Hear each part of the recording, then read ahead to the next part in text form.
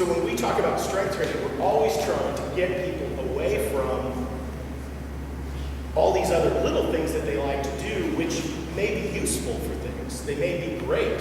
Chin-ups are great. It's an awesome movement. It's very good for your back. It's very good for your arms. It's very good for your grip.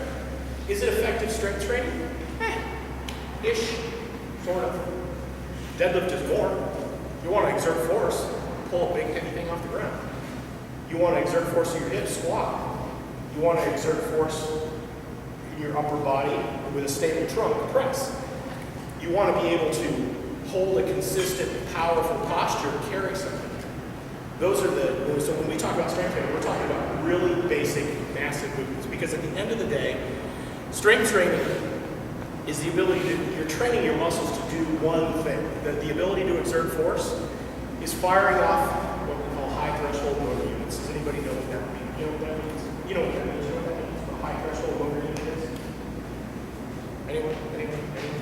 High threshold motor units? Basically, all your muscles won't turn on at once. You can't flip all the switches on at once, right? I put a kettlebell over my head, and I've turned on, 3 of the light switches, right? I squat 500 pounds to rock bottom, and I stand up and well, I put on most of the switches, right there, most of the switches are on. I go 600 pounds, and all the switches are on. I go 700 pounds, and I go stapled. I've got every possible switch is firing and putting as much juice through it as possible, and there are no more muscle units to turn on.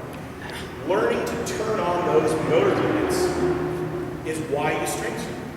And why we use these is because these are the best postures to do that. Those are the positions that's advantageous for you to exert force. So when we talk about, CJ talks about the difference between a bodybuilding squat and a powerlifting squat, or an Olympic lifting squat. Bodybuilding squat is a great way to put yourself in a position that is not particularly advantageous for you to exert force, but it puts a lot of stress on muscle. It causes a lot of adaptive stress, but it doesn't put you in a position that lets you fire off as many motor units, because that, at the end of the day, is what you want to do, is fire a high threshold motor.